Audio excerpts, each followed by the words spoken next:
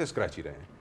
Nepal if I am not wrong almost हार गए थे अपना पहले मैच 4 रन से, आहिस्ता आहिस्ता, लेकिन वही वो वर्ड में लेके आऊँगा, are they peaking at the right time, और उनकी जो हैवी डिपेंडेंसी है विल जैक्स पे 4 player of the match awards. Obviously Brook ने जो पाकिस्तान के खिलाफ खेला उसकी वजह से भी इनको काफ़ी बूस्ट मिला होगा बैटिंग यूनिट को। देखिए अभी रिसेंटली जो 2 मैचेस खेले हैं इंग्लैंड ने, तो ऐसा लग रहा है कि उनके अंदर एक कॉन्फिडेंस आया, एक मोमेंटम आया, वो picking the right time kind of philosophy इस तरह की मुझे महसूस हो रही है। बट इंडिया ने जो क्रिकेट खेली है पिछले मैच में वो तो एक लड़के ने क्या बैटिंग की, ज़बरदस्त। बॉलिंग यूनिट भी बहुत अच्छा रहा उनका, बट आई थिंक उन्होंने भी बहुत आउटस्टैंडिंग किस्म की क्रिकेट खेली। तो आप इंग्लैंड को राइट ऑफ नहीं कर सकते और इंडिया को आप ये भी नहीं कह सकते कि वो फेवरेट नहीं है। और इंग्लैंड का हफीज़ शायद वही वाली बात आ गई ना, due for runs. Jos Buttler, Phil Salt भी ऊपर से, एक तो मतलब ओपनिंग में उनके ओपनिंग पेयर की बात कर रही हूँ कि बटलर को अभी तक हमने इन एक्शन नहीं देखा। For he hasn't done justice to the kind of player he is जो हमने देखा है इन द पास्ट। बिल्कुल देखें बहुत बेहतरीन प्लेयर हैं, लेकिन अगर आप आईसीसी चैंपियंस ट्रॉफी में भी उनकी परफॉर्मेंसेस देखें एशिया में आके, तो ही वाज स्ट्रगलिंग। तो लगातार एक दूसरा बड़ा टूर्नामेंट आईसीसी इवेंट में जहाँ पे वो सब कॉन्टिनेंट कंडीशन में आके बिल्कुल फ्लैट नज़र आए, लेकिन शायद वो कल फिर खेलें। लेकिन मुझे उनसे तो इतनी उम्मीद नहीं है, लेकिन मुझे लगता है कि जो हैरी ब्रूक हैं उनके इम्पैक्टफुल जोन जो है अगर वो चला तो वो किसी भी टीम के खिलाफ वो परफॉर्म जब करेंगे तो वो वन साइडेड कर सकते हैं। ओवरऑल जो बात की विल जैक्स की, तो he is also one of the great performer for this tournament for England, क्योंकि जो उन्होंने किया है वो मैंने अनरियल परफॉर्मेंसेज हैं कि एक बंदा अकेला ही 4 मैन ऑफ द मैच बन जाए आउट ऑफ 6। तो मुझे लगता है कि एक ऐसी परफॉर्मेंस है जिसको वो दोबारा दोहराना चाहेंगे कि वो कल भी आएँ और आके उसी परफॉर्मेंस को दोहराएं। इंग्लैंड को अगर हम देखें तो इंडिया के खिलाफ ऑफ कोर्स इंडिया ने अपनी बैटिंग में एक चीज़ सॉर्ट आउट की हुई है कि अगर उनको फील होता है कि उनकी बॉलिंग शायद कहीं वीक है तो वो एक्स्ट्रा 15-20 रन रखते हैं। इंग्लैंड की क्रिकेट पेनल्टी शॉर्ट आउट की तरह है, आएंगे ढस गोल या मिस। वही एक एंगल होगा शायद जो इंडिया सोच रहा होगा कि इनकी जो थोड़ी सी बॉलिंग साइड अगर हल्की वीक है तो शायद उसको एक्सप्लॉइट करे इंग्लैंड। बिल्कुल, आई थिंक इंडिया की बॉलिंग ऐसी है कि जिसके ऊपर चैलेंज तो होगा इस तरह की क्रिकेट खेलनी। यस, पिच के ऊपर बहुत डिपेंड करता है, देखना होगा पिच अब कैसे बनाते हैं, क्योंकि इंग्लैंड के लिए भी एक selection dilemma obviously Jos Buttler वाला तो है, बट रेहान अहमद जैसा पिछला मैच खेले, अब आदिल रशीद को भी उन्होंने अगर खिलाना है तो किस तरीके से ये अपनी 11 को प्रॉपरली बनाएंगे वो भी इनको देखना होगा। और इंडिया ऑब्वियसली जिस तरह की उनकी बॉलिंग है उसके ऊपर बैस बॉल वाली क्रिकेट खेलना डिफ़िकल्ट होगा, लेकिन मुझे लगता है कि इस इंग्लैंड टीम ने जो शुरू के मैचेस में जितना ऊपर नीचे देख लिया है तो थोड़ा सा एक एटीट्यूड इनमें फ़र्क आया है। अब वो वाली रैश क्रिकेट पिछले 1-2 मैचेस से जो पिछले 2-3 मैच ये जीते हैं सुपर 8 में, उसमें ज़रा बेहतर मेथड नज़र आया, बेहतर इनका जो एडजस्टमेंट टू द कंडीशंस हैं वो नज़र आई हैं। तो अगर वो उसी को लेके आगे चलते रहे तो they can obviously beat any team at any given time, but उसके लिए ये बड़ा ज़रूरी होगा कि वो प्रिडिक्टेबल ना हो एज ए टीम कि बस आएंगे और मारना शुरू कर देंगे। अगर वो इन्होंने इंडिया के अगेंस्ट किया तो इंडिया बहुत इजीली पकड़ लेगा,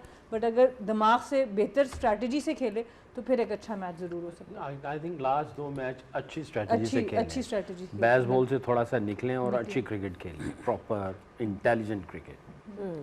अच्छा उमर, इंडिया की बॉलिंग को अगर देखा जाए, जसप्रीत बुमराह तो हमें पता ही है कि वो कितने शानदार बॉलर हैं, फिर उसके अलावा उनके पास जो वैरायटी है, वरुण हो गए, हार्दिक पांड्या हो गए, ओवरऑल अगर आप उनकी बॉलिंग को देखें, कुलदीप को अभी तक तो नहीं खिलाया लेकिन खिलाते हैं कि नहीं खिलाते, उनकी स्ट्रैटेजी जो है वो चल रही है, जो पहले से चल रही है without Kuldeep, somehow it's working for them. And also let's not forget कि बात उधर आई नहीं रही क्योंकि जो उनके ऊपर टॉप ऑर्डर है वो परफॉर्म कर रहा है, कि ईशान किशन ने एक में कर लिया, फिर तिलक वर्मा ने भी रन्स कर लिए, संजू सैमसन की आपने इनिंग्स देखी थी, तो इनकी कॉम्बिनेशन के बारे में बात करें।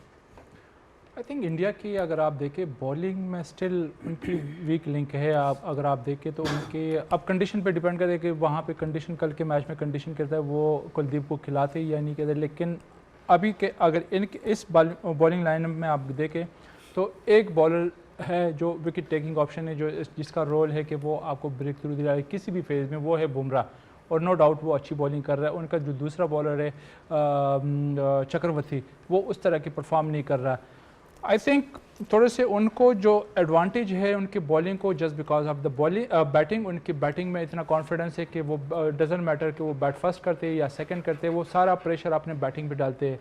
मेरा ख्याल से जहाँ पे प्रेशर मैच होगा और जहाँ पे अगर इनको बॉल सेकंड करनी पड़ी, ये 200 भी करा सकते हैं। इनकी ऐसी बॉलिंग अटैक कि जहाँ पे बुमराह को आपने सर्वाइव कर दिया और वो उसको जो दूसरा चक्रवर्ती उसको अगर एक्सपोज कर दिया, तो ये ऐसी बॉलिंग लाना पे कि ये इसके अगेंस्ट आप 200 भी चेस कर सकते हैं।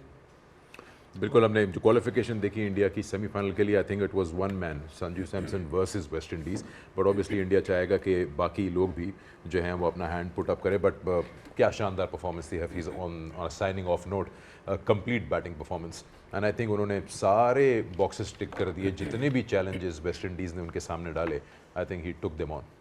ये देखें, यही वो एक पॉजिटिव एटीट्यूड होता है किसी भी प्लेयर का कि वो अपनी बारी का इंतज़ार करे। जब आप डग आउट में बैठते हैं तो जो सबसे इम्पॉर्टेंट है आपका एज ए टीम मैन वो ये है कि आप कितने पॉजिटिवली अपने चांसेस का इंतज़ार करते हैं, क्योंकि जब आप पॉजिटिव रहते हैं तो एक पॉजिटिव एनर्जी आपके जिस्म के अंदर पैदा होती है और आप पॉजिटिवली इंतज़ार करके परफॉर्म जब करने जाते हैं तो ये खेल इतनी खूबसूरत खेल है कि ये आपकी मदद करती है।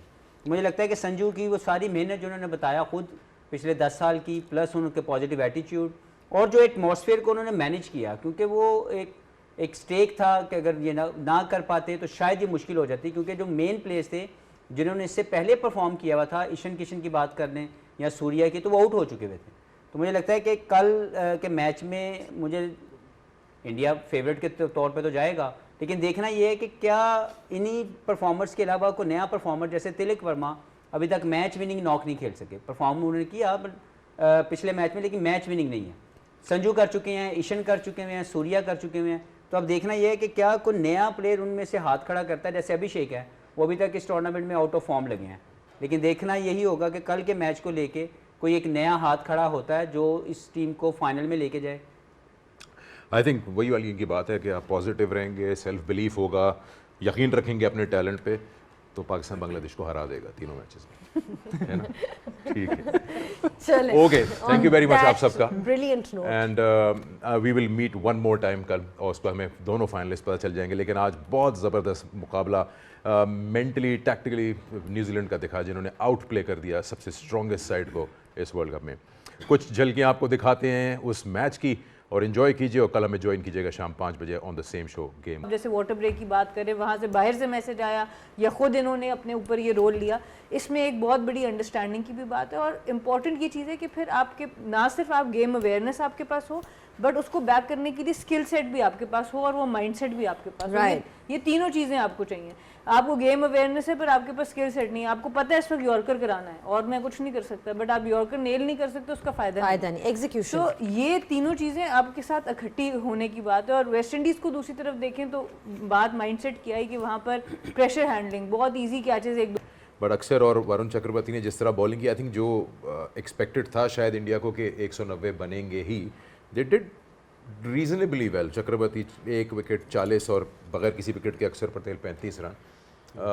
जो पिक ऑफ द बॉलर उनके बुमराह ही रहे, ऑफ कोर्स, जिनको पता है कि वो जी एक बैटर होगा उसके अराउंड खेलेंगे, एक बॉलर होगा उसके अराउंड करेंगे। देखिए, इनको होम कंडीशन का बहुत पता है और इनको पता है जो पूरी दुनिया जो मिस कर रही है। कहता हूँ कि जब आपके पास 5 पक्के बॉलर हो और आप सिर्फ एक छठा साथ में लगा सकते हो सकता है किसी एक का दिन निगल इंजरी हो जाए तो आप छठा एक साथ में लगा। जब 7 और 8 पे चले जाएं, इसका मतलब ये है कि अब आपका प्लान जो है ना तितर बितर हो चुका। तो इन्होंने भी वैसे ही किया, इन्होंने अपने वही रखे, क्योंकि इनको पता है होम कंडीशन का कि ये 200 के करीब करीब जो है। हालांकि दुबे था, लेकिन उन्होंने रखा हुआ था कि नहीं देना है। तो उन्होंने जो यूटिलाइजेशन की कंडीशन के एतबार से की 1। नंबर 2, यहाँ भी अगर देखें अकील हुसैन, मोती और ऑस्टन चेज, ये 2-2 ओवर की। हालांकि मोती और वो जो है वो 4-4 ओवर करते हैं, मगर इन्होंने इनको कॉपी किया है कि यार इनके जो बॉलर हैं वो भी 40-40 रन दे रहे हैं, तो इसका मतलब स्पिन में इसमें कुछ है नहीं है, विकेट थोड़ा फ्लैट है। ये जब जहन में आती है चीज़ें तो आप फिर अपने जो मेन बॉलर होते हैं उनके ऊपर थोड़ा सा डाउट आना शुरू हो जाता है। फिर आप उन्होंने खेला है, and I'm sure Sikandar would be mighty happy as well with the way they played in this tournament. Break. Honest teams या प्लेयर्स हैं, उन्हीं की टीमें ग्रो कर रही हैं। अगर आप इस तरफ चले जाएं, आज के मैच को अगर मैं बात करूं तो कॉज ऑफ द टीम क्या था? To win the match. उसमें इंडिविजुअल माइलस्टोन कभी भी सामने नहीं आए। संजू ने कभी भी ट्राई नहीं किया या कोशिश नहीं की कि मेरा 100 मेरे लिए सब कुछ है। For him to win the game was everything. तो उसका जो खेलने का तरीका था, कहीं पे भी हमें ये लालच नजर नहीं आए कि he is trying to get his runs to get that milestone for himself, क्योंकि जो